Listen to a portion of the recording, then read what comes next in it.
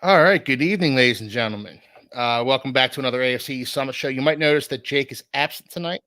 That's because he has had his second child. His wife has had a second child, and mother and baby are both doing great. So, congratulations to Jake. It's truly wonderful news, adding another member to our Nickel City Mafia family. So, it's just great news, and we'll hope to get Jake back in a few weeks. Uh, and honestly, it's the best time for him to have this absence because the off season. So, but regardless, Anthony and I have a great show planned for you guys tonight, and we will start that right after this.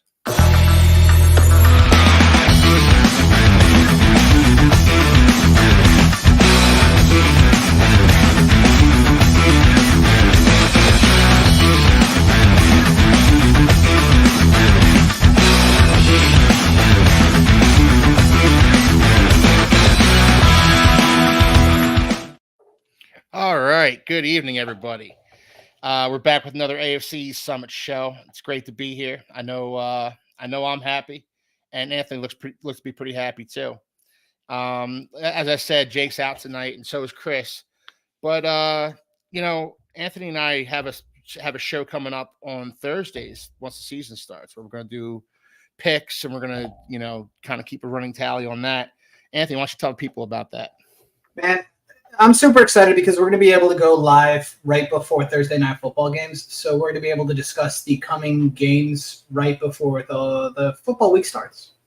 I'm excited because you and we get to go back and forth a little bit about some of the picks. It'll be fun just to see how football's going. And to be honest with you, it'll be a nice way to get myself a little bit jacked up right before Thursday night football because some of those games, especially early on in the season, they're kind of rough, man. Yeah, so it's gonna get a little bit wild. I'm excited about it. Yeah, no, it's exactly that, Anthony. You get jacked up before the Thursday night game. It's gonna be awesome. If I'm not mistaken, the Bills have an early Thursday night game against the Dolphins. Yes, they do. Week 2. I think it is week 2, and up in Buffalo? No, I think it's down in Miami actually. Mm-hmm.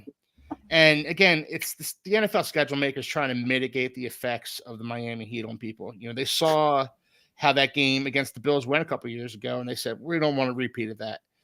And I get where they're coming from.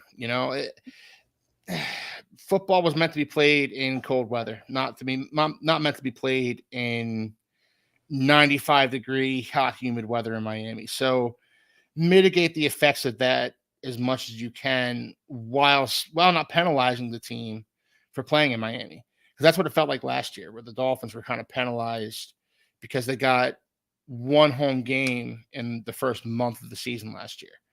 I mean, and to me, that's absolutely brutal because if you're gonna make a team play in Green Bay in January, how dare you? Or Buffalo, or that Kansas City game was like -40 for the.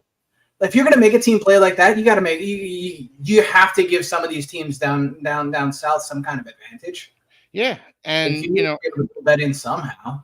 Yeah, it's bad enough that some of the teams like New Orleans or Arizona, they play in the dome. Mm-hmm. You're playing in air conditioning. You might as well be playing in Detroit, or you might as well be playing in Minnesota. Some of these dome teams that are in super hot weather, they're not taking advantage of what they could. Houston. They've got that. It's not a dome. They do a little bit halfsies. It's too hot, too cold. They decide to close it. But Miami's pretty much the only true, absolutely disgusting hot weather team. Maybe Jacksonville, but I don't think it's nearly as brutal in Jacksonville as it does down in Miami. No, it doesn't. And that is an advantage the Dolphins have. And again, I'm a football purist. It's actually amazing that I'm a fan of a team from Miami. I should be a fan of a team. I should be a fan of the Packers or something like that because I love those cold weather games where you see the smoke coming out of the guy's top of the guy's helmet and then out of the ice bowl. I used to watch that on repeat when I was a kid. That what was it? That San Diego Chargers Cincinnati Bengals AFC Championship game the one year where San Diego beat Miami in Miami and then had to travel up to Cincinnati where it was -59 degrees. I love that stuff. And, but the Dolphins do have an advantage playing in Miami, especially in September and early October. And the NFL schedule makers have kind of taken that advantage away from the Dolphins based on what happened when the Bills traveled down there a couple of years ago. Absolutely. Now, Mike and I talked about it on Sunday. That always felt like a bit of an empty victory to me when the Dolphins won that game because the Bills were in the hot sun all day. The Dolphins were in the shade. That's like a 20-degree difference right there. At least. A huge difference. And that humidity is like even worse. Yeah. Yeah. So, and the Bills were correctly and rightfully gassed in that game. And, it always just felt like an empty victory. If the Dolphins would have beaten the Bills in week 18 this year down in Miami, that would have felt like I would have been so happy if they'd have won that game. But so let's go to the chat a little bit. So Mike, thanks for coming in. Tua was who y'all say he is, would have been paid. Yeah, we're gonna get into that tonight, Sean. But Anthony and I both have our own opinions on Tua, whether or not he should get paid, and it's somewhat differing, I think. But I don't think either of us has ever called Tua elite. Let me just. I don't think Tua is a top 5 quarterback. I think, but so Mike disagrees. Tua is elite. So yeah, there's a reason these season teams don't put a dome on their stadiums. Home field advantage should be put. Yeah, exactly. And that's what the Dolphins have. They have that home field advantage. The Bills have that home field advantage that they're taking away from themselves with their new stadium. I think that's going to be a dome, isn't it? Yes, it is. That's why would they? Do you know why it is? I'm going to tell you. It's financial. Yeah. If they have a dome, they can get a Super Bowl. Yeah, okay. Super Bowl will not be played in like 10-degree weather, negative 10-degree weather. Will not be played because the sponsors, who are the ones that get the tickets, don't want to show up to those games. Yeah. The true fans, they would, but the guy that works corporate for Visa, if he doesn't get a box, he's not showing up to that game, man. They're not able to sell those tickets for $5, $6, $7 grand a seat if they can't. That's what it comes down to. Let's be clear. No, you're absolutely right, but it doesn't give me the warm fuzzies. I want, football's a game that was meant to be played in the cold. Mm-hmm. And Buffalo's, they're taking away a huge advantage that they had by making the new stadium a dome. And I understand the reasons, like you said, it's about money, but damn. Yeah. Yeah, and that's another good point by Sean right there. A lot of stadiums do more than football, so they can make money on their stadiums all year round. Not really, no. Very few stadiums do. Like, okay, occasionally the Rolling Stones will play, and they'll go to Chicago. But the Rolling Stones aren't playing in the middle of February anyway. The Rolling Stones are touring in the summer. That's true. Nobody's selling out a 75, 100,000 seat, because once you get onto the field, you're getting close to a 100,000 seat stadium and touring in the middle of the dead of winter in a place like that. You're the tour agents. You're not doing monster jams in the new Buffalo Stadium. They're not ripping up the turf for that. Hey, come on. Let's Shake Money. What's up, man? Thank you for tuning in. We appreciate it. Chad, great to see you in the show, man. Great. Thanks for tuning in. That's why he doesn't want KC to get a dome. I completely agree, man. I completely agree. The playoff game against Miami last year being the prime example. You have the Miami Dolphins coming in from warm, sunny Miami to play in the frigid Kansas City temperatures. Look, I still contend the Dolphins could have won that game if they would have executed a little bit better. But the fact of the matter is, their chances were slim to none before that game even started because the temperature in that stadium was not fit for a Dolphin, the animal or the player. that stadium was not fit for man nor beast that night. No, it certainly wasn't. Polar bear, maybe. All right, let's see what else we got here. Yep, playoff game against Miami shows that exactly, Chad. Exactly. Getting closer to football.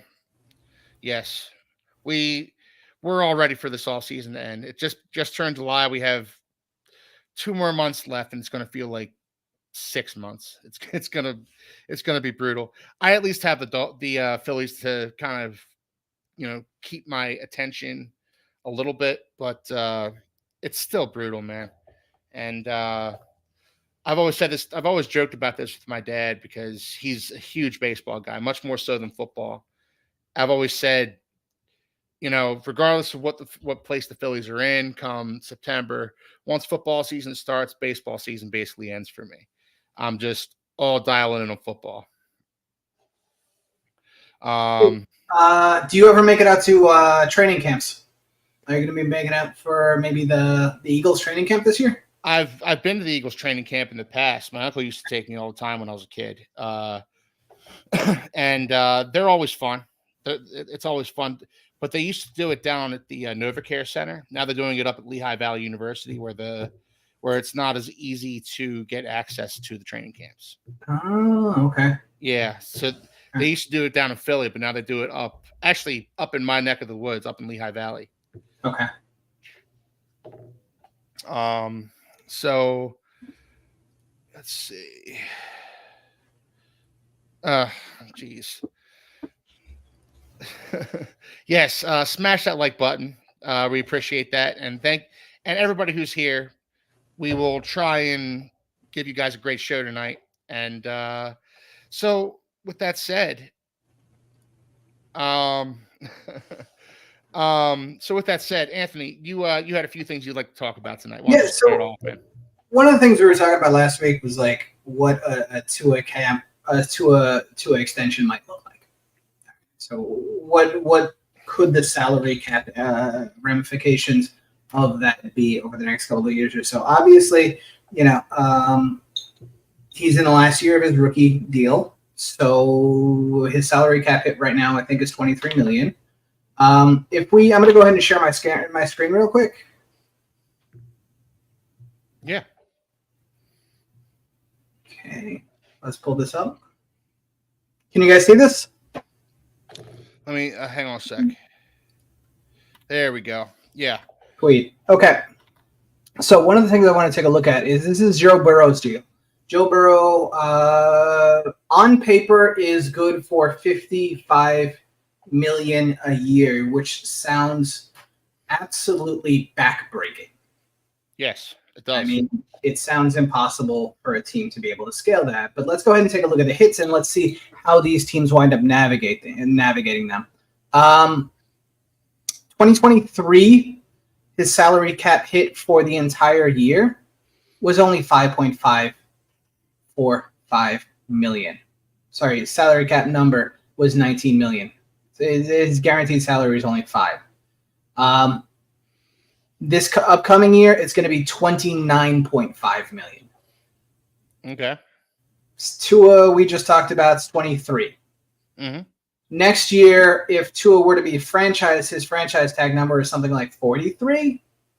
And you check it right here, 2025, Joe Burrow's cap number is only about $46 million. 26, 48 million. Now, again, these numbers seem kind of high, but the fact of the matter is the salary cap is going up about $25 million a year right now. Yeah. The current rate for the salary cap right now is, let me go ahead and open this up in a new tab. Can you guys still see this tab? Yes. Good. All right. So if we look at it right here, salary cap for this year is $255 million. The projected for next year, it's $260 because they don't know what the number is, but they're actually probably expecting it to get closer to $270, $275.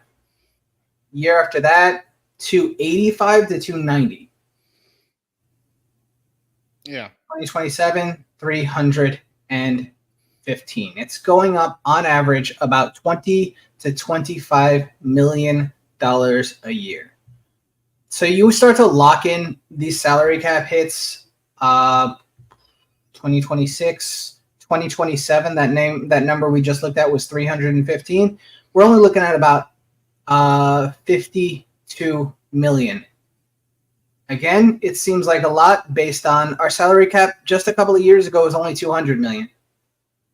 After post-COVID, we were barely crawling.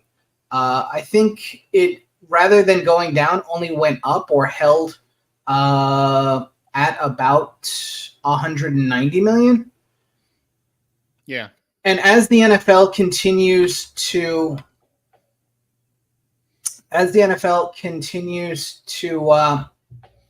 sign these extremely lucrative deals, say they add another game, they've got the Netflix deal potentially in the books.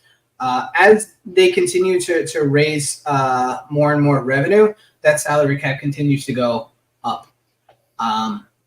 So these hits, the value of locking in a quarterback, just a good quarterback, not even the world's greatest quarterback, the value of them really comes in the fact that as the contract matures, you've got this quarterback locked in at what becomes a more reasonable deal as the contract actually seems more and more onerous. Like, as that number seems to go up, it's actually really not going up relative to the rest of the salary cap. Is it still a little bit difficult maybe to build a team? I'm not sure that it is, to be honest with you. You have to make some decisions on it, but it's not crazy. Go ahead. Well, how much stock do you take in the fact that, like, when Tom Brady was playing, you know, he had his TB12 brand, he was making plenty of money off of that and everything, but his salary cap hits were relative to the other quarterbacks in the NFL. It was relatively low. Yes. And the Patriots were able to build a team around Tom Brady, which is kind of, and so a big knock against Tua is that he needs a great team around him in order to win.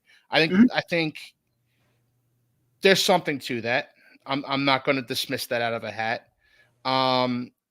So if Tua gets his 55 million, you know, if he gets that money, we could be looking at, you know, a situation where Tua's getting paid, and it's going to be a kind of cut off your nose to spite your face type of situation where now they can't pay a left tackle, or they can't pay another wide receiver after Jalen Waddle, you know, to go behind Jalen Waddle or something of that ilk. Let me go ahead and I'm going to address your point real quick. All right, so Tua right now, he's on 23 million. They may or may not re-up him. 2025, his cap hit would be 43 million as is. They decided to give him the Trevor Lawrence deal. Yeah. 2025, they could easily bring his cap number to about where Trevor Lawrence's deal is right now, around 15 million. So Trevor Lawrence is, again, on paper, making 55 million. That's not what the cap says that he's making. Right. The cap actually says that he's making for the year only about 15. That's according to their accounting. Right. 17, 24, 35. You can give him that $55 million a year contract and just expect that through his prime, he's making significantly less than that according to the cap. Okay, so let me ask you this, Anthony. By all that rationale, like, I'm sure the Dolphins know everything that you just said. Yes. By that rationale, why haven't the Dolphins paid Tua? I think the reason that they haven't paid Tua is because the same reason that you wouldn't pay Tua. I think they want to see him. I think they want to see him prove it more. I think that they don't feel like it's necessary because they know that in the end of the day they can franchise him. And the truth of the matter is, and this is a salient point that does have to do with cap, I know Stephen Ross is rich. Like all the owners are in some capacity rich. Some of them are richer than others. There is a point where if every dollar that you guarantee in a contract, even if you don't pay that guaranteed dollar out for another 10 years, every dollar that you have guaranteed needs to be put in a bank account to sit. Yeah. So if you give him a Trevor Lawrence type deal where it's like $275 million, I don't remember what the guarantees were, but I think it was like $180 million or $190 million guaranteed. That's $190 million you have to take out of your wallet, put in a bank account, and just let sit. A lot of these rich guys don't like that. I can't say I blame them. But in the same respect, Stephen Ross hasn't really balked at that in the past. And it makes me wonder why he's balking at that regarding Tua. Now, Lo-Fi Anime at NFT, thank you for tuning in. We really appreciate it. I agree with everything you said in this comment right here. Tua has a ton of ifs, and you want more data before you commit. Stay healthy. He's only been healthy for one season. Play Pro Bowl level all year, not part of it. Exactly. Can you get past some of the top tier teams, get to the playoffs and win? I think we're talking. All right, hypothetically, Tua goes into this season, plays Pro Bowl level, Pro Bowl caliber football again, makes another Pro Bowl. Doesn't have to lead the league in passing, but say he leads the Dolphins to let's say he leads them to 12 wins. 12-5, I think that's attainable for the Dolphins. Leads them to 12 wins. They go and they win their first round game. Tua is going to come back to the Dolphins and he's going to say, the Dolphins are going to say to Tua, name your price. They should, at least. At that point, Tua will have proven that he can win in January and December. He will have proven that he's a bona fide top 10 quarterback that's worthy of that big contract. That's, I think, where the Dolphins are at right now. I'm not saying it's right necessarily. I would have loved to have seen them get a deal done with Tua. I would have liked to have seen it more around the $50 million a year AAV range. But based on what you just said, Anthony, it doesn't make all that much of a difference. No, it does. It's all fake money. It's all monopoly money because it's not getting accounted for until the salary cap is well over $300 million. Right. And then we're talking about the difference between the salary cap at like 225 this year and the salary cap at 300 million or 315 million. The salary cap's just grown 50%. Right. So does it matter that you paid him 5 million APY more? Not really. No. Now I will say this, the Dolphins don't have a great offensive line. The interior of their line especially is a big question mark for the Dolphins coming into the season. I think what the Dolphins want is they want to see Tua be healthy for one more year before they commit that kind of money to him. Again, based on what you said, that's not wrong. All right, bud, come on now.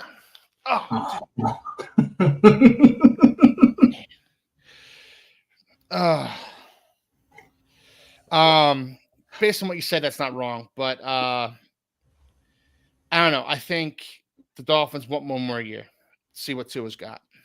And I don't disagree with that. And the fact that, you can play the game by just giving him 55 or just giving him another year, at 23, and then franchise tagging him for 41 or 42. That's 2 years of team control that you can say, I want to see him at his best. I want to see him play. But, and you do run the risk, let's be clear, you do run the risk of seeing a Dak Prescott contract that is otherworldly. I mean, We're talking 55 is the top of the market right now. We get close to 60 because they can't franchise him anymore. The Cowboys have no opportunity to franchise him. He's going to be a free agent if they don't re-sign him. The Cowboys are playing a dangerous game with Dak and CeeDee Lamb, for that matter. CeeDee Lamb wants $32 million at the very least. Well, Jefferson got right. Jefferson got 30, 32, something like that, and that's real money. That's not Tyreek Hill fake money at the end of the contract, like last year's worth $50 million to get the APY. We're talking like that's actual locked in. Yeah. Jake, thank you for tuning in, man. Hope everything's going well with the wife and baby. Again, congratulations, and we hope to have you back on the show soon. Yeah, buddy, we'll miss you. We do. We absolutely miss you. We didn't address the line that Mina's. I'm not sure who Mina's is. I think he means the line that means we're running the exact same passing scheme. Only change we might see is more running the football. I mean, it's true. It's not like the offense didn't evolve from year one to year two. Yeah. He did make some changes from year one to year two, and I'm not worried about the scheme at all. I am worried about the personnel, but at the end of the day, that's not a free agency problem. That's the drafting problem. And we're not going to address that with Tua or anybody else. They just got to get better at bringing in dudes via the draft. They have to show a willingness to invest in that side of the line. Yeah. And they also they've had a willingness to invest is the problem. It's like, they invested a second round pick in Robert Hunt and a second round pick in Liam Eichenberg and a second round pick this past year in Patrick Paul. But Robert Hunt's gone. Got his bag from Carolina. Liam Eichenberg's been a bust. And Patrick Paul, hey, look, he hasn't played an NFL snap yet. It remains to be seen. I wasn't a huge fan of the pick personally. Yeah. But I'm not always right about these things. So I hope I'm wrong. Personally, I think Patrick Paul isn't a scheme fit for the Dolphins. I think he's big and not mobile. And what the Dolphins want is slightly smaller, slightly more nimble guys. And Patrick Paul is certainly not that. But again, we'll see. We'll see. Anthony's name. Oh, you hit Anthony's name. The salary cap is fake. Hey, look, after everything you said, it makes me wonder even more why the Dolphins haven't paid Tua. And the only thing I can think is they want him to be healthy for another season. Yeah, it's a weird thing to me. I do wonder because you were talking like what the height. All right, they get to 12 wins. That's 12-5. That's phenomenal. By Miami Dolphins or anybody else's standards, 12 wins is a fantastic. That's a top 3 record at the end of the season, probably in the AFC. Yeah. Let's go the other way with that. What happens if the Dolphins win 8 games or 6 games? All right. How many of those games is Tua healthy for? All of them? 3/4 of them. Let's say he does miss some time. Misses 5 games. Okay. Then I think the Dolphins are comfortable to let him walk. Really? Yeah, I do. Just let him go in free agency. Look, or you mean like franchise and see if you can franchise and trade him? Hey, look, the best ability is availability, and Tua has not had that ability to this point in his career. He played in 18 games for the Dolphins last year. He was healthy when the rest of the team was seemingly falling apart. He was the one that stayed healthy. But again, I've said it before. I'll say it again. One healthy season does not a healthy quarterback make. Tua is not all of a sudden no longer injury prone because he was healthy for one season. That's not how it works. With this interior, this offensive line, it's very possible that Tua could sustain another concussion, which if he does he consider hanging him up?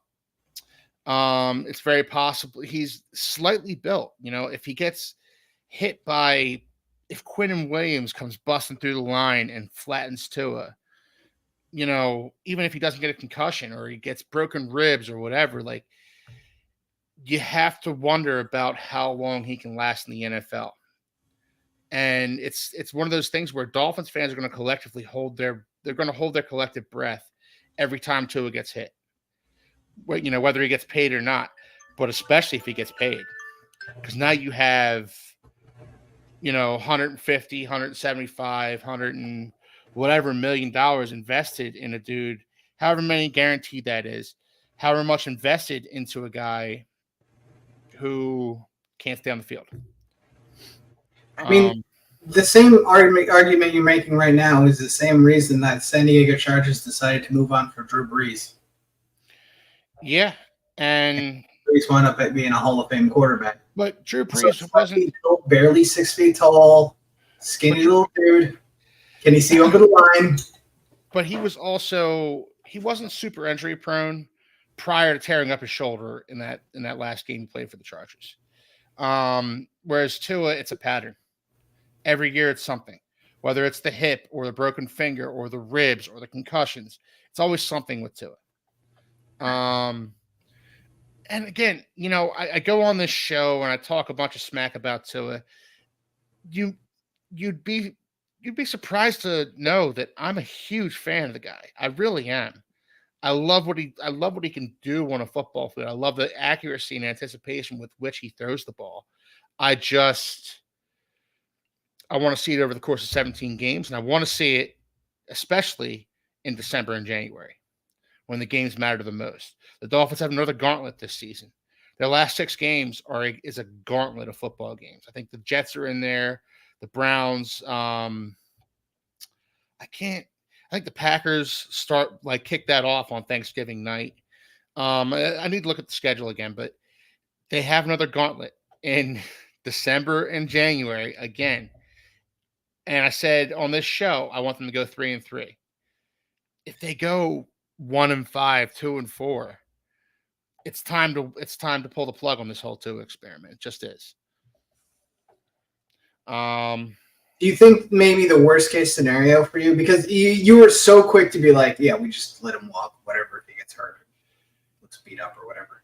Yeah. Do you think the worst case scenario for you is actually maybe you guys get 8 wins and then Tua stays healthy for the whole thing and he can't get you to the playoffs? He still puts up numbers, but it looks like Matthew Stafford running up numbers with the Detroit Lions, 5,000 yards, 40 touchdowns, goes completely haywire, but they still just get 6 or 7 wins because the team's terrible. They're always I suppose on paper that's the worst case scenario for me, but also I need to see what it looks like. I need to see what those 8 wins look like, what those 9 losses look like, because you mentioned Matthew Stafford in your example just now. When I looked at Matthew Stafford, I still saw a good football player. I just saw a good football player with a crap organization around him. I saw a really good quarterback who just on a snake-bitten franchise. Okay. That's what I always viewed Matthew Stafford as, a good quarterback on a snake-bitten franchise. Calvin Johnson, a transcendent talent at wide receiver on a snake-bitten franchise. Barry Sanders, the greatest running back I've ever seen in my entire life on a snake-bitten franchise. And to an extent, that's what the Dolphins are. They're kind of a new age Detroit Lions. Maybe not as bad, but there's a lot of losses in the Dolphins. In the last 25 years, there's been a lot of losses in Miami, and they feel a little snake bit, to me at least. Let's look at the comments a little bit here. Dak 60 easy, absolutely. And again, we've talked about this. The Cowboys are playing a dangerous game with Dak Prescott and CeeDee Lamb right now. I'm actually not sure what's going through Jerry's mind. Hold on 1 second. How are we saying Dak will do better with less? When has Dak ever had less than Tua? Good point. Dak has his entire career had an elite offensive line, usually a borderline elite running game, at least 1 or 2 exceptional wide receivers. Before CeeDee Lamb was absolutely the bee's knees, they had Amari Cooper. Mm-hmm. That team has never been barren. We're not watching Dak Prescott drag out the corpse of the Arizona Cardinals from last year.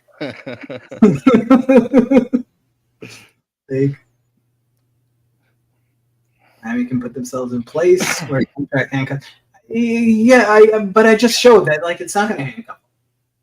Yeah. Can they go bad? Yeah, but the worst situation that we've seen from a quarterback from a contract standpoint is actually what we're looking at right now with the Cleveland Browns. Because we saw that Denver can take a huge cap hit and let go of Russell Wilson. Yeah, it's not great, but like he was at least a playable quarterback last year. The worst contract situation we're seeing in our lifetimes is the Cleveland Browns, and they still look competitive. Yeah. And they're paying a tier 1 edge rusher elite money, and Amari Cooper, they're paying borderline elite money, and like they have a running back who's got no knees left. Like, and they're still a team that you have to account for. That poor guy, Nick Chubb. I feel bad for him, man. Chubby Nick. That's all I'm saying about Tua. And you need a quarterback in the NFL, and the Dolphins have a quarterback. Mm-hmm. It's just a matter of how this is such a tricky situation. I can't stress it enough how this is not a one-to-one situation where when the Jaguars paid Trevor Lawrence. I would personally take Tua over Trevor Lawrence, all things being equal, not like health and everything like that, but like both quarterbacks, they're both completely healthy. You're going to guarantee me they're both going to be healthy. I would take Tua over Trevor Lawrence. But again, this isn't a one-to-one situation because Trevor Lawrence, he's been available, whereas Tua hasn't. Lo-Fi Anime, you're a Dolphins fan. It seems like she's a Dolphins fan, doesn't it? He or she. It seems like they're a Dolphins fan. Our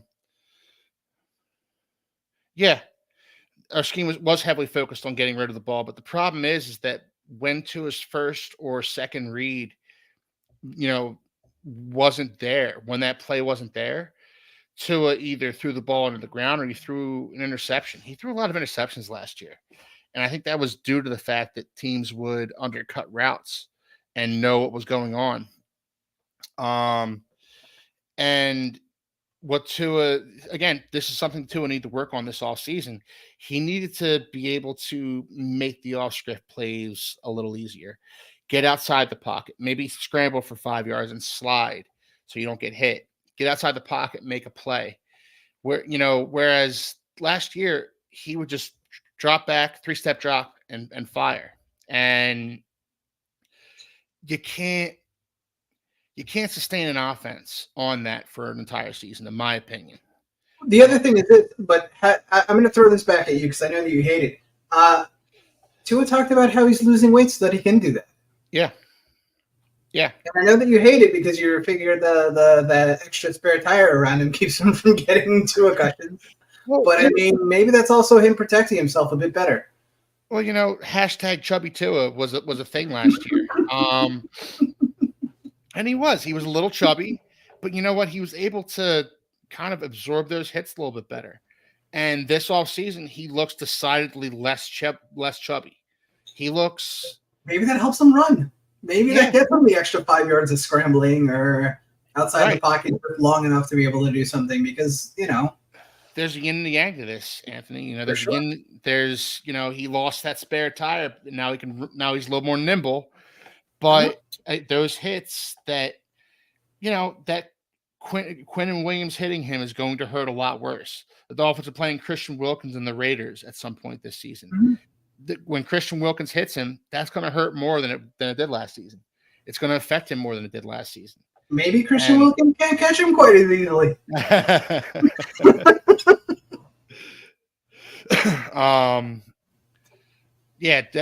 Dak's a damn good quarterback, Lo-Fi. I don't think either of us are, talking down on Dak Prescott as an NFL quarterback. I just think to say that he's had less than Tua is probably a bit of an overstatement because Dak has had some. I'm a big offensive line guy. Dak's had a top 5 offensive line basically since he came into the league. He's been blessed. He's been blessed with that at the very least, and Tua has not. For Romo, he had absolutely everything in front of him. Yep, and the Dolphins, the Cowboys haven't missed. You look at their offensive line picks; they don't miss. Nope. Zach Martin, Tyron Smith, Travis Frederick was a hit before he had to retire early because of Guillain-Barré syndrome. They had Tyron Smith forever. Yep. 10, 11 years they had him. Yeah, I mean, Terrence Steele wasn't great last year, but he's a year removed from the ACL. They just drafted our boy Cooper Beebe. Mm-hmm. Yep, Cooper Beebe and Tyler. And they're starting him at center. Like day one, he's going to be the starter at center. Yeah. In the third round, and I think they might have gotten the best center in the draft in the third round. I wanted him so bad on the Dolphins. I wanted him on the Jets. What do you want? I was so salty they didn't take him. All right. Moving on. Nick Chubb is one. Yeah, I love Nick Chubb. I felt terrible for what happened to him last year, especially because he was on my fantasy team. He was my first round pick. That was rough to watch. Yeah. Okay, awesome. Fellow Dolphins fan. That makes you the smartest person in this room. So congratulations to you. Yeah. I'd love to have Chubb on my team. Well, if he, not now. I don't think he has the knees left.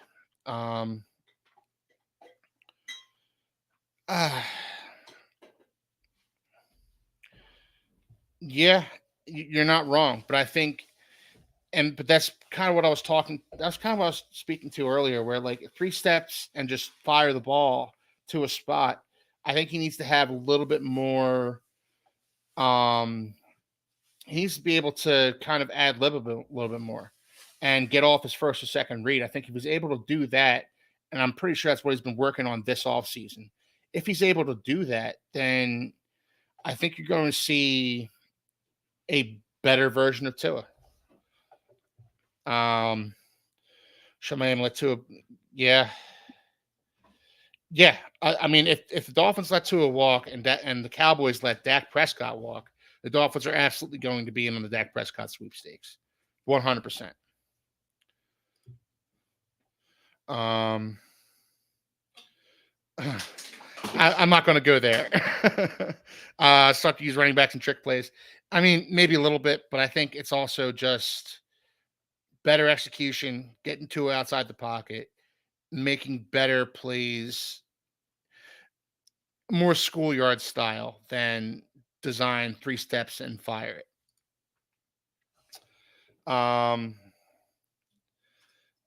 Yeah, I mean, don't toss that conspiracy out. The Dolphins they've already lost enough picks because of tampering. Let's keep that one quiet.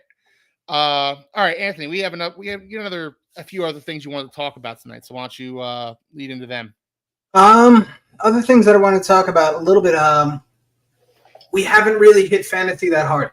Yes, we have not really hit fantasy that hard, and obviously, I'm a big fantasy guy. Both. I mean, I'm only in the one dynasty league, but I won it, so like I feel like I deserve a little bit of credit, and I'd like to hold tight to the reins of that. So you do fantasy aside from the league that we're in. Do you do daily fantasy? I do not do daily fantasy. I do. So I have a league that I'm commissioner of that I play with the guys I went to high school with. Okay. Some friends of mine, and then I have a family league that I do. Okay. But daily fantasy, especially like betting and stuff like that, it's not. I don't think I'm good enough to do any of that. Yeah, to be honest with you, I just think it's super random. I'm not like a big fan of it either. I did a lot of redraft leagues in my lifetime, and I'm just starting to get into dynasty, and I'm really kind of enjoying this dynasty thing. I think that's probably the direction that I want to go in, like long term, is maybe having some more dynasty. But like, there are some things that there are some things that I like. There are some things that I like. For one, I don't think I'll ever do a 1 quarterback league again. Okay. All right. I think that like in general, quarterbacks should be scarce. I think. Okay. So, like fantasy, just like in the NFL, being good at the quarterback position shouldn't be the norm. Exactly. Okay. And the quarterbacks these days are so much more productive on a per play basis than they were 20 years ago. Mm-hmm. That like even your 20 to 25th rated quarterback is usually about as good or close to it as your top 10-ish quarterback. Yeah. Your guys like your, Kirk Cousins, for example. Kirk Cousins is anywhere from your 10th best quarterback to your 20th best quarterback. And the margin of difference is so slim that there's no reason he shouldn't be a starter. Yeah. I think you should be fighting over the bottom of the starters in the NFL. You should be fighting for your last year's Sam Howells. Oh. And I know that sounds weird, but like if you look at every other position, look at running back. There's 5 of those guys that are good. Yeah. And 3 of them are going to be good going into the season, and then of the other 5, 2 of the guys that you thought were going to be good, like their knee falls off, like Nick Chubb. And they just have Derrick Henry just died. Yeah. Like these guys were top 5 picks 2-3 years ago. I will say this, like in redraft, I'm consistently the last person to take a quarterback in my league. And I've ended up with Tua the last 2 years and haven't been sad when he's been in there. When he's been healthy, Tua's been a super productive quarterback for me. Absolutely. I'm the last person to take a quarterback in the league. That makes sense.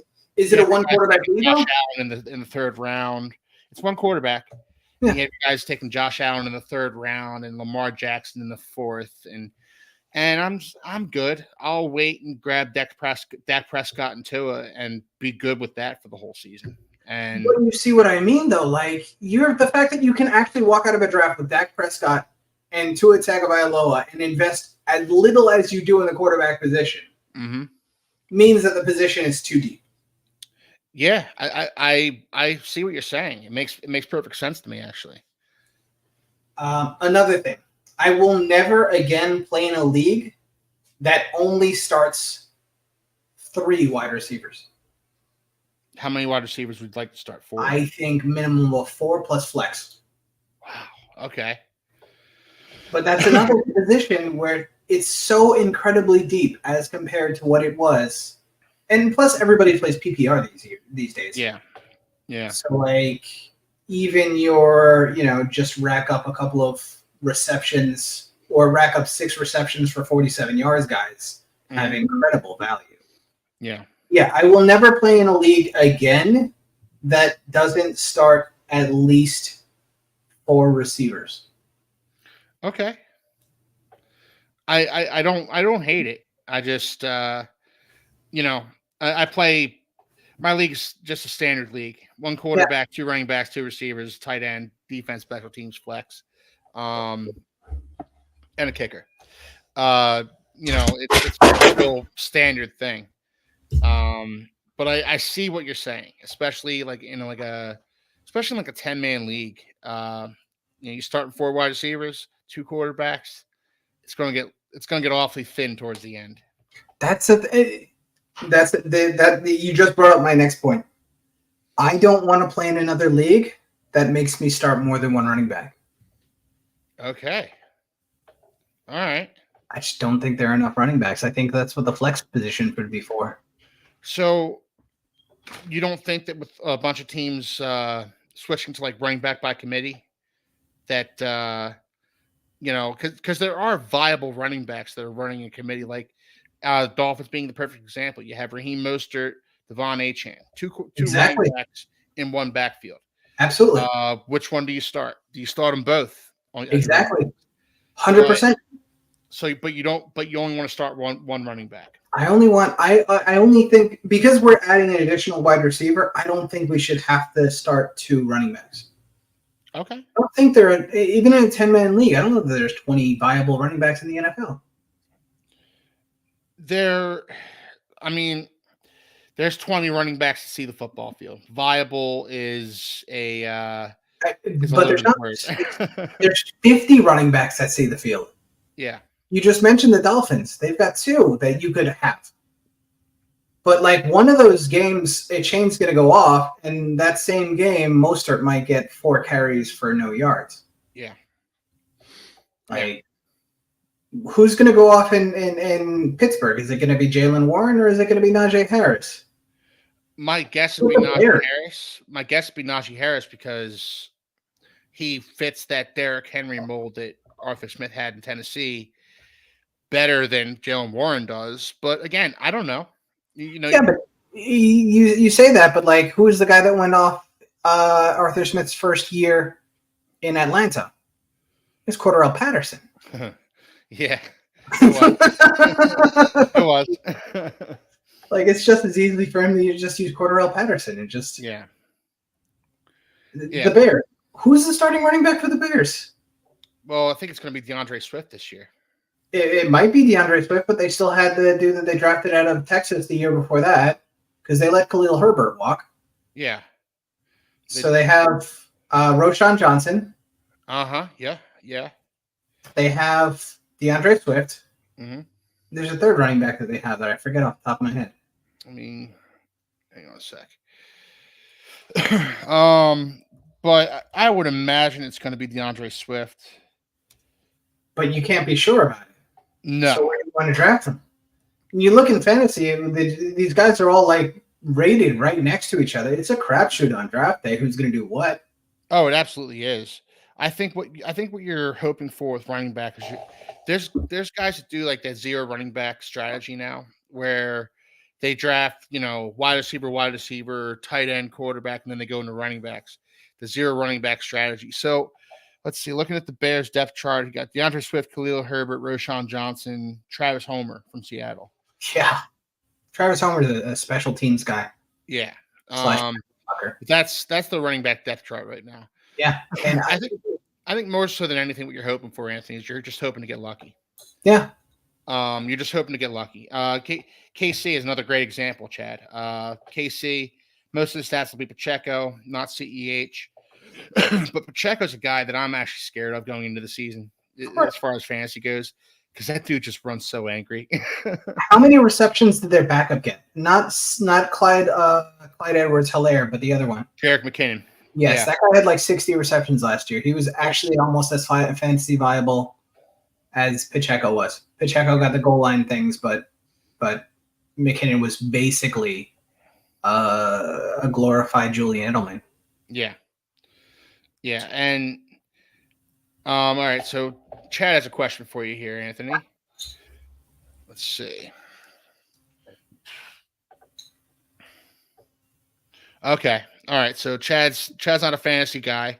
Go ahead and justify that again, Anthony.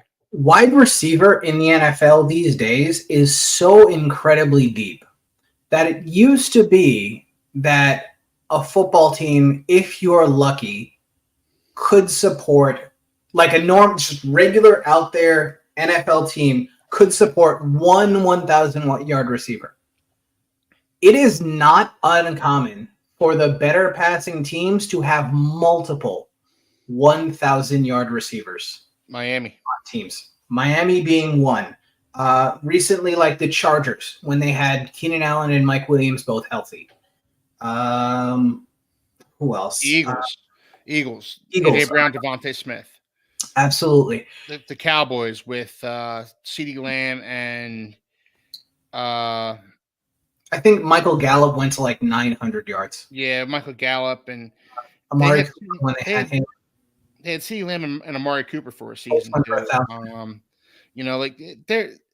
What Anthony was saying, like back in, this isn't your father's football where you have Jerry Rice just going off or Michael Irvin going off for 1,000 yards and like his number 2 wide receiver Allen Harper's getting 600-700 and you're happy for it. Mm-hmm. Great for the 600 or 700 yards. So I think.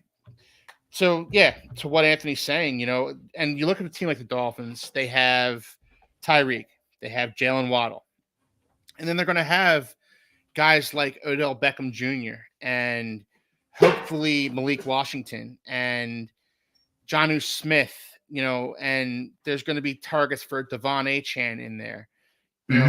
There's going to be, I think by season's end, you're going to look at the Dolphins, you're going to say there's going to be 4 or 5 guys on this team that have at least 500 yards receiving. with that same thing in mind, you're looking at other teams like the Texans last year. If you had Tank Dell, you're happy with your life. If you had Nico Collins, you were happy with your life. If you had Dalton Schultz, you were happy with your life. Add Stephon Diggs. And Stephon Diggs. Like, if you had those players, you were happy with your life. The NFL now, teams can support multiple 1,000-yard receivers. And the teams that don't support multiple 1,000-yard receivers still have usually one or two receivers around 800 yards, which back in the day was a phenomenal contribution from your old wide receiver 2 or your old wide receiver 3 in fantasy. Now you're looking at a league where like every team has at least one or two viable targets. How are we playing in a league where in fantasy where guys that are extremely viable players are sitting there on the waiver wire? I don't think that's a good, healthy league. I think a healthy league should have a scarce waiver wire. Yeah. I mean, I see what you're saying there. I kind of like I like, so personally, one of my favorite things to do on like a Tuesday morning is to go through the waiver wire and see, kind of go shopping a little bit, you know? So to your point, Anthony, I was just looking at John Taylor, quarterback. He was a wide receiver for the 49ers back in the day during the Jerry Rice era. Okay. John Taylor had 2 1,000-yard receiving seasons, and that was considered like unbelievable back then because Jerry Rice was just racking up the stats left and right, as we all know. But John Taylor had 2,000-yard receiving seasons during the Jerry Rice era, and that was considered like mind blowing. Now I'm not going to say it's the norm, but it's not rare.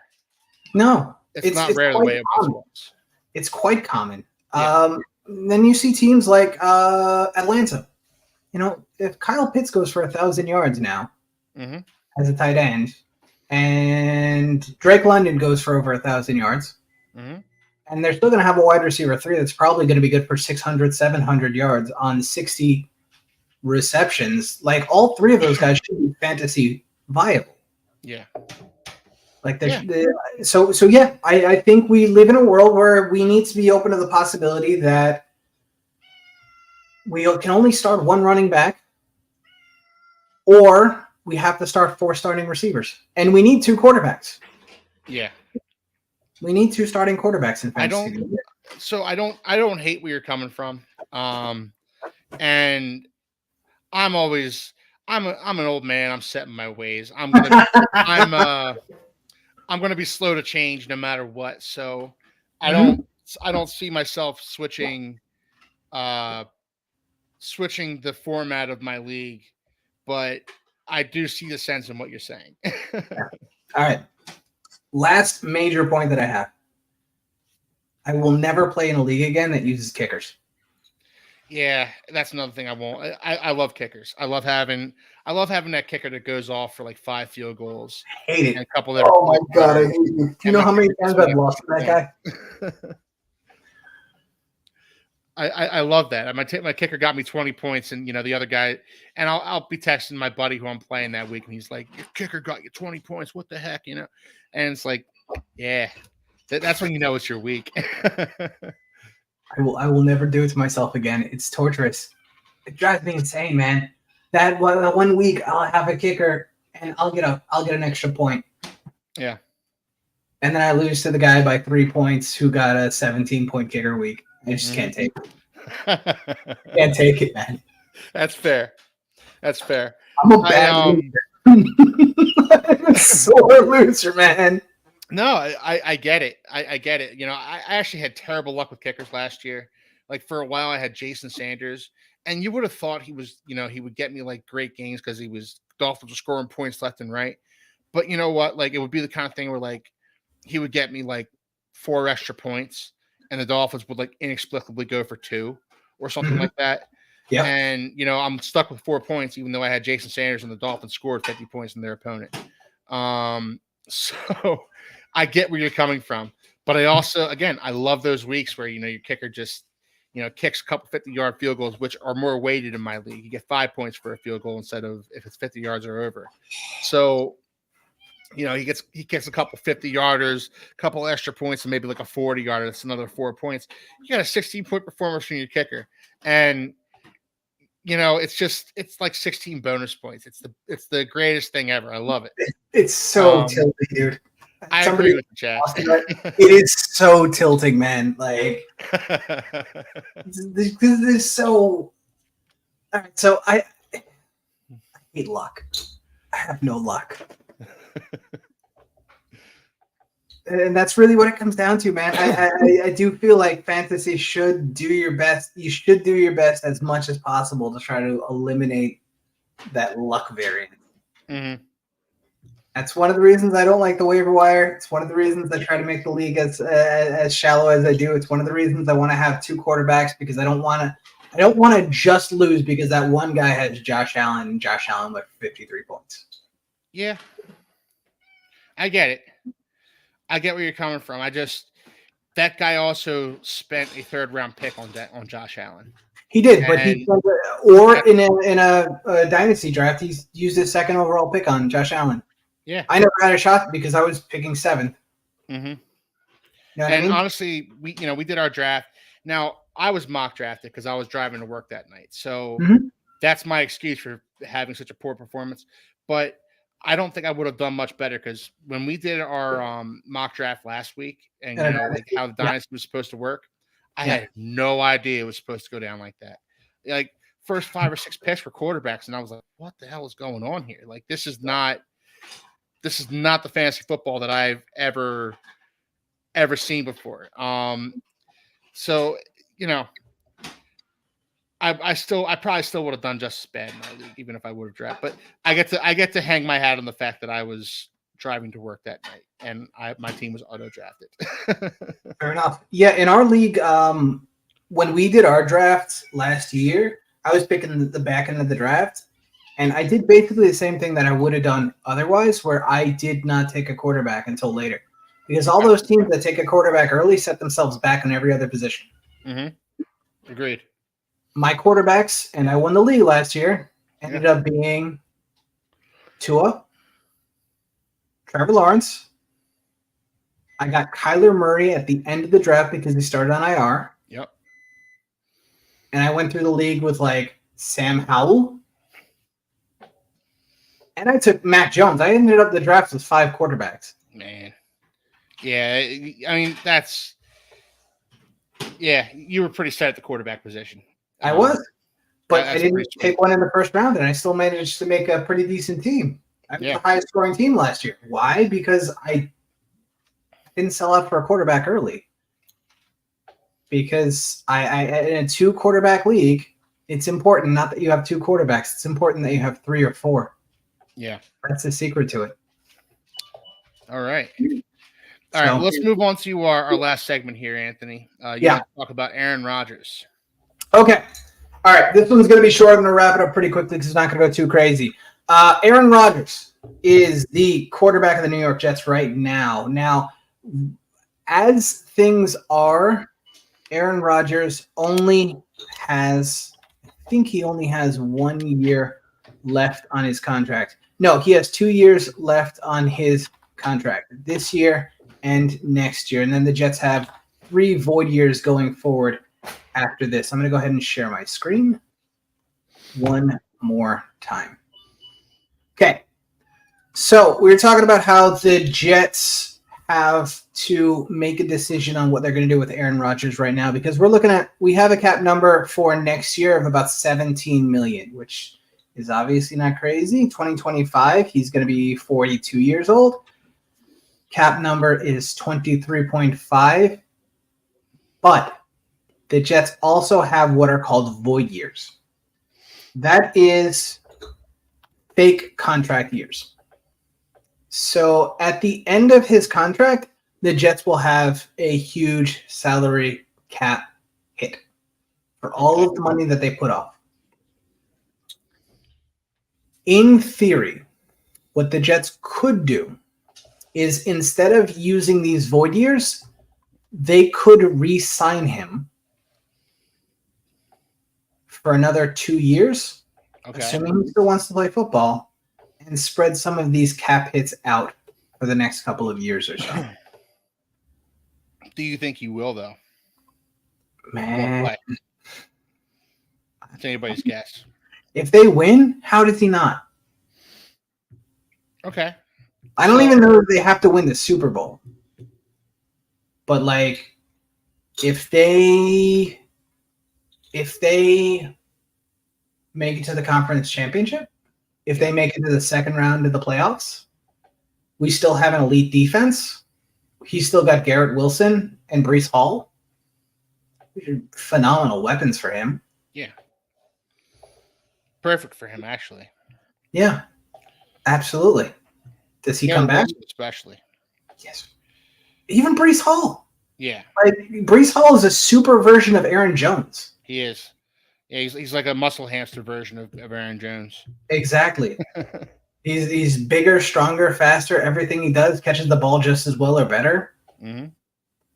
Like, how does he not want to play in a situation like that? It's like Tom Brady's last 2 years in Tampa. Like, those years where he went off in Tampa, where he had Mike Evans and Chris Godwin, and like those teams were pretty nasty. He put up 5,000 yards. I don't know that Aaron Rodgers is going to throw for 5,000 yards. I don't know that we have that many horses in the stable in terms of wide receivers, but like maybe we do with Mike Williams and Garrett Wilson and Malachi Corley. And if Mike Williams can stay healthy, then you've got a great 1-2 punch there. If Mike Williams can stay healthy, to this point in his career, he hasn't proven that he can, much like Tua. And I'm not bringing us back to Tua. Don't worry about that. But, but no, like he's been one of those guys that just always hurt. There's always something with Mike Williams. It's very Devontae Parker-esque, honestly. When he's on the field, he looks great. Mm-hmm. But he misses so much time that it's hard to count on the guy. Yeah. So I can see what you're saying. So I've questioned Aaron Rodgers' desire to play football in the past. I've questioned where his head's at going into the season. I think part of that is this recent trip to Egypt that he just took. I know much has been made about it, and I know that the Jets have played it off and everything, but when that initially happened, the Jets could have covered for him. They could have said, well, look, he had this planned and yada, yada, and he's going to go take some peyote next to the pyramids and become one with Tutankhamun and all that stuff. They could have covered for him, but they chose not to. They chose to say, well, this is an unexcused absence. Yeah, I don't. If I'm honest with you, I don't know if they chose this. I think Robert Saleh is a retard. All right. I just think he's stupid. I think in terms of like as far as coaches go, he's got to be one of the. If there is one horrifically overrated coach in the NFL, it's got to be Robert Saleh. He's the innovator of a defense that does the same thing. Cover 3, cover 3, cover 2. Cover 3, cover 3, cover 1. What are they going to do? Cover 3, cover 3, cover 1. Oh, that again. Chad, you're the man. Thank you so much. We appreciate you watching. We appreciate everything you do for the channel and everything you contribute on their Discord as well. Thank you so much, man. And it looks like he has a question for you, Anthony. Do I agree with Craig Carton on FS1 that the Jets are by far the best team in the AFC and the runaway favorites to represent the AFC in Super Bowl 58? No. Okay. I think they are the third best team in the AFC. Behind? I think number 1 is the Chiefs and number 2 is the Baltimore Ravens. Okay. And I think they have the Jets have the most defensive talent and the second most offensive talent. Okay. But I think as a complete team, the Baltimore Ravens and the Kansas City Chiefs are ahead of them. I don't think the Chiefs have as much offensive talent, and I don't think they have as much defensive talent. But the quarterbacks. Yeah. I think at this time in his career, the level difference between Lamar and Pat is significantly above where Aaron Rodgers still is. Also, I mean, not for nothing, Anthony, coaching. John Harbaugh, Andy Reid, you can't count those guys out. Andy Reid, for my money, is the best coach in the NFL right now. I think he might be one of the greatest coaches of all time. I think there's an argument to be made. He's a top 3 NFL coach of all time. There's certainly an argument to be made, and if somebody made that argument, I would probably agree with them on it. Andy Reid is a damn good football coach, and I think that's something that gets left out a lot when it comes to the Chiefs. You know, everybody talks about Patrick Mahomes, and they talk about Travis Kelce, and they talk about Taylor Swift more than they talk about Andy Reid. But Andy Reid, I watched him firsthand in Philadelphia, and I watched him firsthand in Philadelphia for years, and the Eagles fans wanted him out, and rightfully so. That relationship had run its course between Philadelphia and Andy Reid. But Andy Reid going to Kansas City and kind of revitalizing Alex Smith's career, kind of bringing Alex Smith back from the dead, and then getting Patrick Mahomes in there and just turning Patrick Mahomes into what Donovan McNabb should have been, if you will. Incredible job by him. I'm going to take off this Aaron Rodgers graphic and just... yeah, please. Thank you. Yeah, sorry about that. So yeah, I you know, that's another thing that I think we need to take into account here is that I'm not as low on Robert Saleh as you are, but I am high on Andy Reid. I'm as high as you can get on Andy Reid.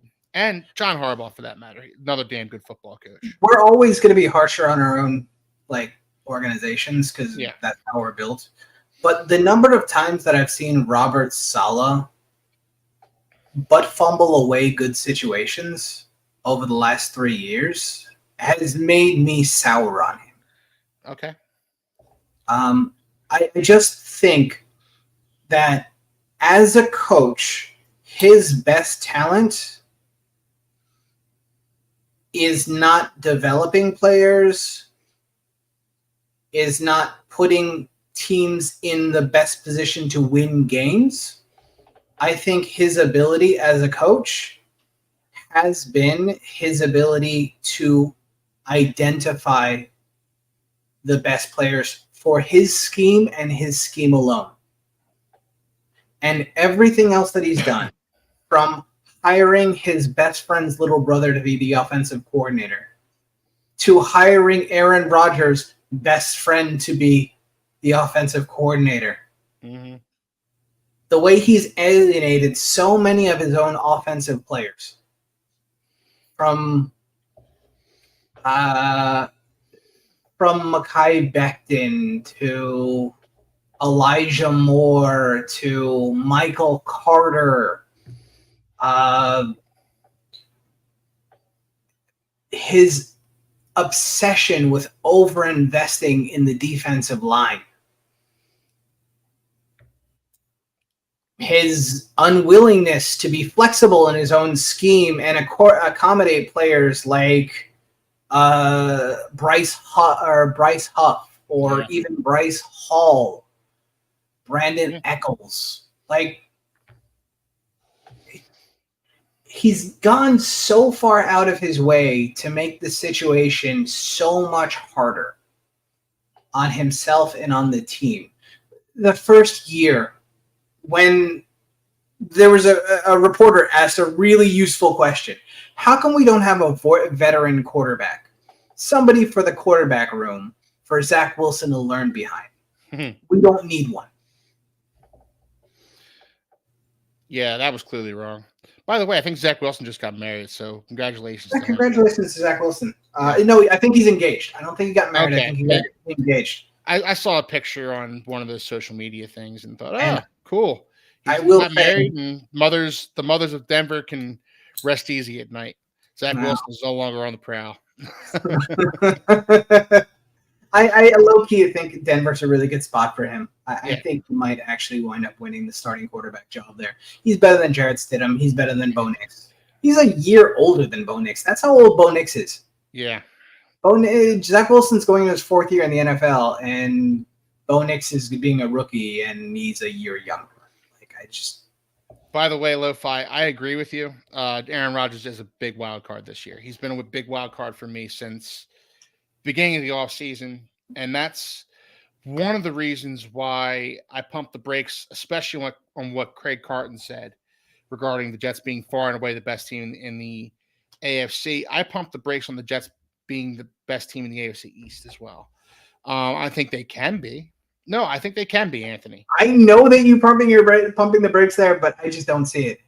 I think the Jets can be the best team in the AFC East. If it comes out, at the end of the season, the Jets win 13 games and the Bills and Dolphins win 10 and 11 respectively or whatever, I would get it. I would understand how that happened. But I'm not ready to crown the Jets the best team in the AFC East by far or whatever right now. When we're talking about I don't know, especially given the fact that I don't know what version of Aaron Rodgers we're going to get this season. And I'm serious about that. I know your doubts are a lot less than mine, a lot fewer than mine, but how can we possibly know what to expect from a 41-year-old quarterback or a 40-year-old quarterback coming off a torn Achilles who hasn't played competitive football in almost 2 years? And the last time we did see him play competitive football, he didn't look that great in Green Bay. I understand he didn't have many receivers out there and everything like that, but you know what? He didn't look very good. He didn't elevate anybody's level of play. And so that's what I'm going off of when it comes to the Jets this year. I don't know what version of Aaron Rodgers we're going to get.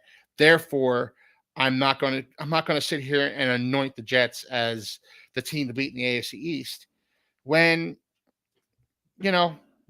they haven't proven anything to me yet, and neither is Aaron Rodgers. I think that this New York Jets team with the 15th best quarterback in the NFL is the best team in this division by 2 games. That's fair. I can certainly understand where you're coming from. I've said in the past that the Jets are they're competent quarterback play away from being real players in the AFC. And that's only competent. Yes. And that should be Aaron Rodgers' baseline is competency. That should be the least that you should expect from Aaron Rodgers. The bare minimum for sure. That being said, I don't even know that you're getting that. I don't even know that you're getting that from him. I don't know how invested he is in football right now. I'm serious. Because and also, as a Jets fan, let's be honest about this, Anthony. As a Jets fan, how can you be so confident that your team's good? It's the Jets we're talking about. My team was good last year. Yeah. With Zach Wilson and whoever else, Trevor Siemian at quarterback, and whoever we had like 4 quarterbacks last year. All of them were terrible. And we were still a difficult team to put away until the very end of the season. Yeah. So Craig Carton touts the Jets every day. I've actually heard some of the things he said, and it's a tad ridiculous. I'm going to be honest with you. I don't watch any analyst. I don't watch FSN. I don't watch ESPN. I know who Shannon Sharp is. I've seen some of the clips. I know who Stephen A. Smith is. I can't watch the shouty shows, man. Well, I can't watch Stephen A. Smith either. I can't watch Stephen A. Smith either, or Shannon Sharp for that matter. Or Skip Bayless, or who's the one that looks like Togepi? Nick Wright. He looks like a Pokemon. He looks like Togepi. I can't, man. I can't. They don't know anything. They don't pretend they know anything. They just make arguments about stuff. They shout about stuff. I deal with kids all day. I don't need more of it. Yeah, I hear you. Chad thinks KC, Buffalo, Baltimore. It's a good list, and Cincinnati. And honestly, like that's what's crazy about the AFC right now is because is you've got you've got the New York Jets, you got the Chiefs, the Bills, the Ravens, the Miami Dolphins. You've got the Cincinnati Bengals. You have the Chargers, who are a super talented team that finally have a competent head coach. You've got Cleveland, that's always hard to put away because of that defense. You've got Pittsburgh, who's always hard to put away because tough. Yeah, they're always hard to put away because, I mean, they play hard for Tomlin. Yeah, I mean, look, if Andy Reid's the best coach in the NFL, I would put Tomlin at number 2. I love Mike Tomlin as an NFL coach. I do. I absolutely love that man as an NFL head coach. I love what he does in Pittsburgh. I love that team's mentality. Every year, they may not be the most talented, but you're going to feel it after you play the Pittsburgh Steelers. Oh, for sure. Even that's functionally the biggest problem I have with Pittsburgh is the fact that they do have a good head coach, and they just, for so many years, they were so good at drafting and so good at bringing in the right players in free agency, and then you just started to suck. Yeah. And it happened in the end of the Ben Roethlisberger years. Yeah. Although I have to say, Anthony, I love their draft this year. I don't remember their draft from this year. I know that they drafted the offensive tackle. Yep. So go ahead. No, let me let's see. 2024 Steelers draft. All right. Yeah, so look at the draft class. Let's see. They went oh God. I should have already had this pulled up. They went Troy Fontenot in the first round. Great pick. That guy's made it in like starter day 1 right tackle. Phenomenal. Yep. And then they went Zach Frazier in the second round, the center. He's a guy I wanted in Miami, to be perfectly honest. Yeah. And then they went, let's see. Cooper Beebe better though. Maybe, yeah. Maybe. But and then they went Roman Wilson in the third round, another wide receiver. Decent. I just like the first 2 picks because those are the picks I would have wanted the Dolphins to make. Fatanu, I think is a day 1 Pro Bowl caliber right guard or right tackle rather. I think he's so technically sound. He's so angry. He's so violent. This offensive tackle class was fantastic this year. You needed to come away with one. Yeah. Can you read after the way things ended in Philadelphia? To be honest with you, Patrick Mahomes is by far the most talented quarterback that Andy Reid ever had. And Andy Reid dragged Coy Detmer. Yep. And Kevin Jay Fiedler, Kevin Kolb. AJ Feely. Donovan McNabb was such a fraud by the end of the time that he was there. Like, Michael Vick had the best season he'd ever had as a starting quarterback under Andy Reid, like 60% completion percentage when he was like 54 for most of his career before that. Like, Andy Reid has done so much with so little at the quarterback position. Alex Smith had a fantastic couple of years underneath Andy Reid. Like, that dude just drags lifeless corpses to like career seasons, and now you give him Patrick Mahomes. I still say one of his greatest accomplishments was getting a second-round pick from the Arizona Cardinals for Kevin Kolb, and then doing the same thing to the Miami Dolphins for AJ Feely. He made both those guys look like Pro Bowl caliber quarterbacks and got second-round picks for those guys. And you know what? When the Dolphins gave up a second-round pick for AJ Feely, I thought, we just got absolutely fleeced. I wouldn't have given the Eagles a can of Coke for AJ Feely. He played like a Pro Bowl caliber quarterback because he was playing for Andy Reid. That's the long and the short of it. Andy Reid has gotten more mediocre white men paychecks than Merrill Lynch. Love it. All right.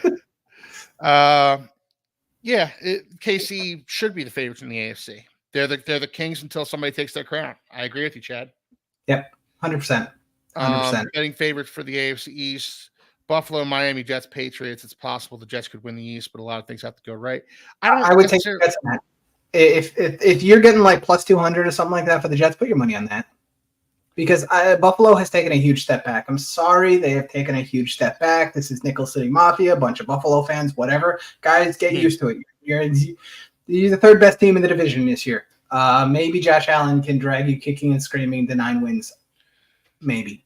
What sucks is you say the Bills are the third best team in the division this year. That means the Dolphins are still the second best. Yeah. Damn. All right. They're a great team. The Dolphins are going to be fun. No, they're going to be fun. They're going to be fun. And I'm not willing to write off the division just yet. I really think that we'll see what happens when the season goes down. We'll see what version of Aaron Rodgers we get. We'll see what version of the Bills wide receiving core that is super intriguing to me. With Keon Coleman. No, it is. I want to see what Keon Coleman has. I want to see what Khalil Shakir has in a more prominent role. I want to see what Curtis Samuel brings to the offense, and I'm kind of interested to see what Chase Claypool brings to the offense. To be honest, I don't think Chase Claypool is making this team. Fair enough. I think that what you're going to see from the offense is what you saw towards the end of last year, which is a lot of pound the rock. Yeah. Sure. I think they're going to run the ball a ton. I think they're going to somebody else brought up the stats that like Josh Allen ran the ball like 154 times with the new offensive coordinator. It's like, yeah. Okay, we'll see if that works going forward, but like he's not 26 anymore. He's like 28, 29. Yeah. Like it's entirely possible like this could be bad. This could be tough because they have nobody that gets open. We'll see. Yeah. Well, if that's the case, if they have nobody that gets open, then Josh Allen's going to have to. But that adds a dimension to the Bills' offense that it's such an underrated aspect of Josh Allen's game, and I think it's been talked about a lot. But I think under Ken Dorsey under Ken Dorsey, he ran the ball a lot less to try and protect him. Which makes sense because he was getting those nagging injuries that Cam Newton was starting to get towards the end of his career. Mm-hmm. He was this big, strong, fast guy that was getting all these nagging injuries that were taking away from what he was as a quarterback. Yep. I think Ken Dorsey was afraid the same thing would happen to Josh Allen. But the problem is you take away Josh Allen's legs, you're taking away an aspect of Josh Allen's game that makes him special. Yeah, but you need to take a bigger view on it. Yeah. Cam Newton's career was over by the time he was 32. Mm-hmm. It's true. He was done. Yeah. You're hoping that you get Josh Allen until he's 40. You are. In the modern NFL, quarterbacks are not disposable. You do not replace them after they turn 30, 32, 33. Quarterbacks play until they're 40. Look at them now. They are consistently playing until their late 30s, early 40s. Yeah. How old is Russell Wilson? He's got to be like 38 now. And he's still probably 36, 37, I would say. Yeah. 40-year-old Aaron Rodgers is still out there. Peyton Manning played till he was 40. Brady, 45. Yeah. Like, it was not yesterday's the NFL. If you protect these quarterbacks, you make sure that they stay relatively healthy, you keep their bodies in good shape. So Russell Wilson's 35. 30, that's all. That's an old 35, man. He'll be 36 during the season. He'll be 36 in November. So yeah. All right, we're gonna take this. Yeah, we're starting to run long again. Sorry about that, man. This happens to us every time, Anthony. I'm used to it at this point. All right, so question for both. Which team has the best wide receiver room in the division? Is it Miami? I would say it's Miami. Miami Dolphins. It's not close. I don't think anybody has them. I think they have maybe the best 1-2 punch in the NFL. I think AJ Brown and I forget the other one in Philadelphia. You know what I'm talking about. AJ Brown. Devontae Smith, yeah. And Devontae Smith. Devontae Smith, Tyreek, but Jalen Waddle. That's a great 1-2 punch. 1, 2, 3. If you want to talk about them, you've got the Bears now with DJ Moore, Keenan Allen, Rome and Rome Odunze. That's a phenomenal 1, 2, 3. It really is. Caleb Williams, I don't know what he did to fall into that situation and have Devontae Smith coming out of the backfield for him. That dude was touched by an angel. I'll tell you what. Yeah. All right. Houston, phenomenal 1, 2, 3 now. Yeah. Tank Dell, Nico Collins, and Steph Diggs. Yeah. Another good one. Like, there's some great receiving cores out there, but in the division, Miami, because it's Garrett Wilson and then whatever we hope that we're going to get out of Mike Williams, and then again, Mike Williams is another guy that he's a great number 2 if he's healthy. If he's healthy, but we don't know what we're going to get out of him. He's coming off an ACL and he's 30+ years old. Then maybe New England, because at least they have guys I've heard of. And you got the Bills. All right, we're gonna end it there, guys. Anthony and I are gonna be back next week, probably sans Jake, because he's still getting back to normal. With the new baby, but we do hope to get Jake back soon. But Anthony and I will most definitely be back next week. I think we're gonna do a burning questions show where we ask each other's questions that neither of us prepared for. And we're gonna go. Are we sticking to only football? Oh yeah. Well, we can toss a couple wild card ones in there, I suppose. All right. Okay. Sounds good. We'll get into that next week. So, guys, thank you for tuning in. If you haven't done it already, like, subscribe, and drop a what is it? Mike says drop a nickel on that like button. So, guys, thank you for tuning in, and we'll see you next week. Have a good night. Go Fins. Take flight. Go Bills.